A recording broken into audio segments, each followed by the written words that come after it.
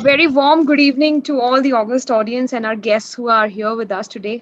It's a beautiful Sunday and also marks the Oral Cancer Awareness Month, where ICanCaRe, along with the Sterling Cancer Hospital Foundation for Head and Neck Oncology, is organizing the Oral Cancer E-Conclave for the entire month. We are going to have 4 Sundays, which are full of wonderful scientific sessions for the audience and for with great academic content as well as great practical learning from prolific oncosurgeons who are here with us today on this event and will address us, and from whom we will have a wonderful opportunity to learn a lot of things.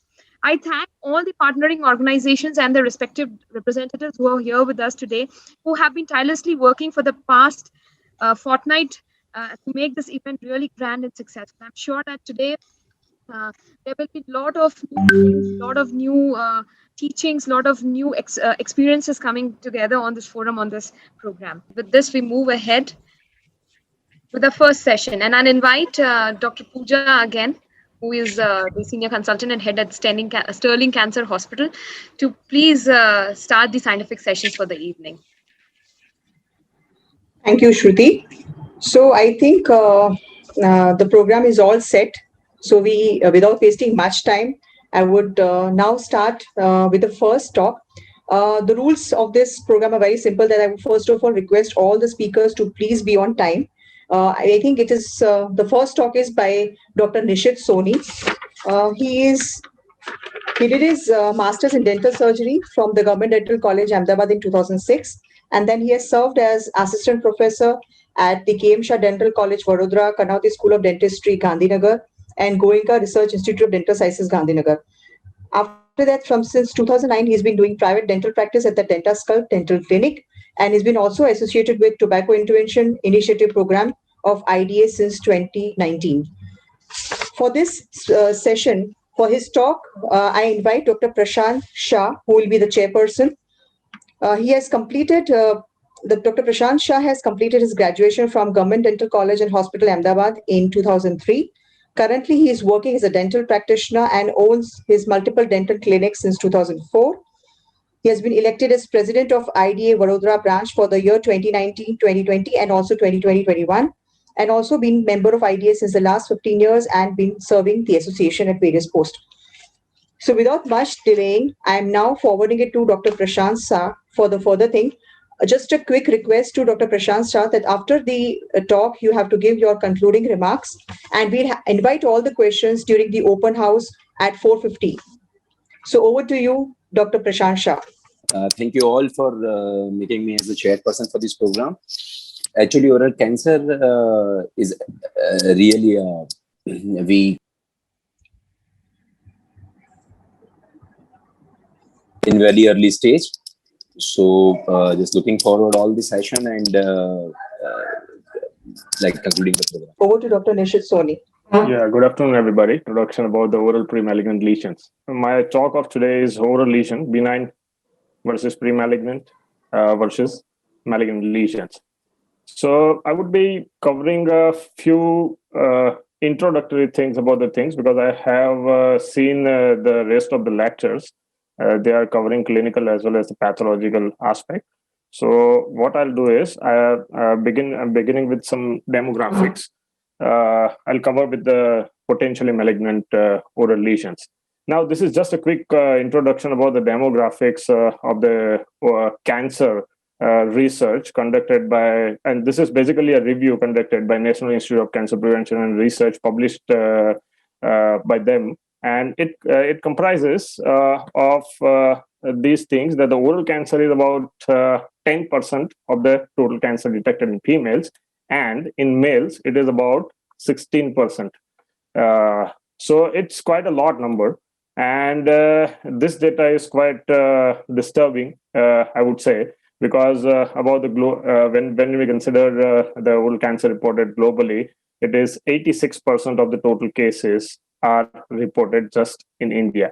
So being a dental surgeon, being there are so many oncosurgeons in the list I can see, this will be a big responsibility on them, on us, on any general practitioner to detect the lesion early. And as Sir said, Cruz Sir said, that about 40% of the Indian population that is quite alarming. The 40% of the Indian population is having the habit of tobacco, and 2/3 of them, almost 66% of them, are almost having chewed tobacco. So that is quite alarming. Now, there are different terminologies. This is not a theoretical lecture, but I would like to highlight a little about the different terminologies which has been used in oral cancer since ages, like pre-malignant lesions. I would not, of course, I'm not going to go in detail about the definitions, but the lesions are the localized portion on the oral mucosa condition or generalized state. And over a period of time, the research which has been conducted about defining these conditions has changed because of the research, the prognosis, and the treatment which has been carried out on the basis of that. So now the latest research which has been published by WHO in 2021 says that we should consider, they have got a list of lesions which were previously classified as lesions, pre-malignant lesion, pre-malignant condition, or precancerous condition. Now they are calling it potentially malignant disorders. So oral potentially malignant disorders, what they name. It is just a new name. The lesions remain same. The diseases remain same.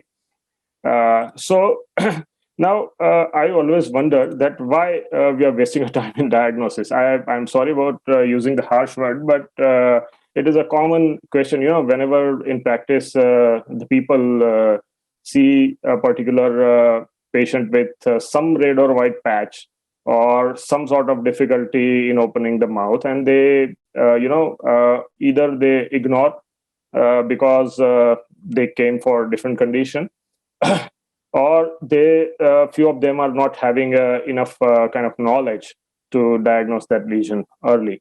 So I always wonder, previously when I was not associated with intervention initiative by IDA, I always wonder in the beginning when I studied that why to waste our time. So later, over a period of time, when I attended sessions, I evolved.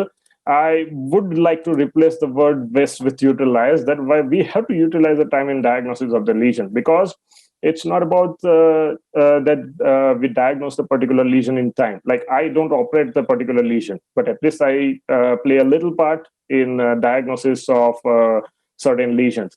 So I would like to utilize my time in diagnosis. Why? Because whenever we are treating a patient, whenever we are performing a particular task, we are looking at some response from the target community. Like when we are treating, if the patient is in good condition, patient is having a good quality of life, then we feel happy.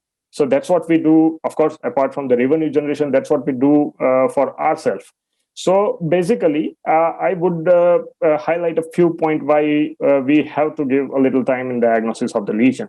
Like early detection means early treatment, and I think that is the main motto of organizing such kind of events. Moreover, in India, the financial cost to the patient matters a lot. Like there are so many patients out there which cannot afford the further treatment because of the finances also. Later, when they're treated, giving a proper rehab to the patient, whether we can put the particular patient in function after the treatment, that is also more important. So early detection means early treatment, and then we can even rehab, we can give a good rehab to the patient or reconstruction to the particular patient.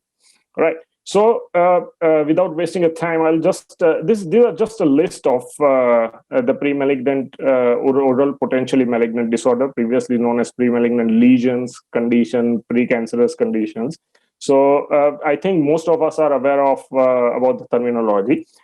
In the last research that WHO has given, they have included two particular lesions in the category. The last two, the oral lichenoid lesion and oral graft versus host disease, in the category of potentially malignant disorder.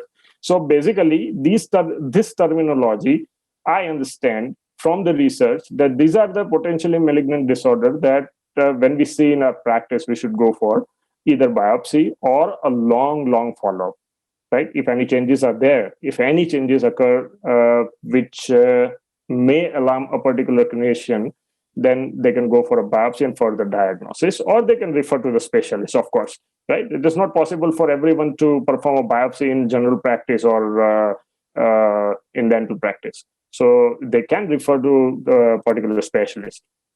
Now, why these, whenever I'm looking for these slides, then I'm wondering why this lichen early, like leukoplakia, erythroplakia, everyone is familiar of. Proliferative verrucous leukoplakia, of course, everyone is familiar of, because this is the one of the most dangerous pre-malignant lesion, previously supposed to consider terminology. Then oral submucous fibrosis, lichen planus, we are familiar. Why these lesions are added or they are considered as potentially malignant? Because this is not only about the pathology. There are three factors that are considered to diagnose a particular lesion as an oral pre-malignant disorder. So that is, one is long follow-up. What they have done is they have compiled a number of research. They have done a long meta-analysis of the previous studies, and they have came to a conclusion that these are the lesion. Initially, they were diagnosed as benign, but now they are considered as malignant. So now put them in the category of oral pre-malignant disorder. It's the same thing whenever they have diagnosed the oral squamous cell carcinoma, the red and white patches are also found at the periphery. So they have considered this as an oral pre-malignant. So these, and they may share a morphological and cytological changes observed in epithelial malignancy. So, and the last is any of the chromosomal, genomic, or molecular alteration. So on the basis of this, they have classified this particular lesion as an oral pre-malignant lesion. Now, some of the clinical aspect which can correlate with the histopathology, I would like to identify. So basically, oral mucosa, whenever they are in different colors. So basically, oral potential malignant disorders are divided into, or clinical aspects are divided into 4 parts. Color, any different color is alarming. Why? Because normal oral mucosa is coral pink in color. So whenever it is red, that means that the epithelium underlying is unable to produce its product. So that means some morphology is there. If they are producing more, then also again it is a white lesion. Then again, any texture abnormalities, like whether it is a white plaque, white patch, that is also alarming. If they are not producing anything on the top, that is atrophic, that is also alarming. If they are producing mixture, they are producing a speckled appearance, then also it is alarming. So these are the consideration done for the texture of the oral mucosa. So any of these things is alarming to the clinician, and they can diagnose a particular lesion as an oral pre-malignant disorder. Not only this, the location, whether it is at the one location or another location. So that is also another. And variable clinical course means follow. Now, not all the red and white patches are diagnosed as pre-malignant conditions. Now, I would consider this as a clinical pathological changes. I have prepared slide long back, but I show this in most of the lecture that these, if you follow this, color and texture, it is the simplest form of oral pre-malignant disorder diagnosis. If any changes in the color, you can suspect, not diagnose, suspect. And any change in the texture, you can suspect. So anything which is vertically, like red papillary, white exophytic, that is called as non-homogeneous lesion, and you can consider it for biopsy. Now, not only that, these are the clinical aspect, but you have to exclude certain lesion. If you consider that previous definitions, always it is diagnosis by exclusion. So these are the lesions which are not considered for biopsy, right? White spot nevus, keratosis, candidiasis like acute pseudomembranous candidiasis or chronic hypoplastic candidiasis, lip biting or cheek biting lesions, chemical injuries like aspirin burns, leukoedema. It is just a change in the mucosa, and these normal structures, fordyce spots, even oral hairy leukoplakia and HIV nicotinamide stomatitis due to smoking. So these are basically diagnosis by exclusion. So now we have to compile these things. There are 3 things: clinical aspect, red, white, or different texture, histopathological aspect, which can correlate with the clinically, and certain diseases which to exclude, and certain evidences from the research. Combining them, they have given us the proper criteria for diagnosis for this oral potentially malignant disorder. So with this, I think I have solved the purpose of my talk. I would like to conclude with the remark that if any of the lesions with certain features of the color and texture, changes in the color and textures are found, and if you can exclude these, the previously stated lesions, then you can say that these are the potentially malignant disorder. You can definitely go for the diagnosis and help our community or the medical fraternity to detect the particular lesion early, right? I think, Dr. Shruti, with that particular remark, I should conclude my lecture. Thank you, Dr. Nishith Soni. I hope I'm Over in to you, time. Yeah, you are pretty much on time. So, Dr. Prashanth Shah, a quick concluding remark from your side before we go to the next talk. Thank you, Nishith. Actually, he was my classmate. So I'm very much happy to listen him again. Okay, now concluding about the benign and malignant tumor early diagnosis and the treatment planning. Yeah, really, all the lesions in the oral cavity definitely clinically properly diagnosed in early stage and need to be treated in very early stage. All the most probable lesions are in a good really treatment condition. So I'm just requesting all the doctors who is associated with this treatment of oral cancer and all for the early diagnosis and treatment planning to all the colleagues in the city and or the nearby friends. Thank you. Thank you, Dr. Prashanth.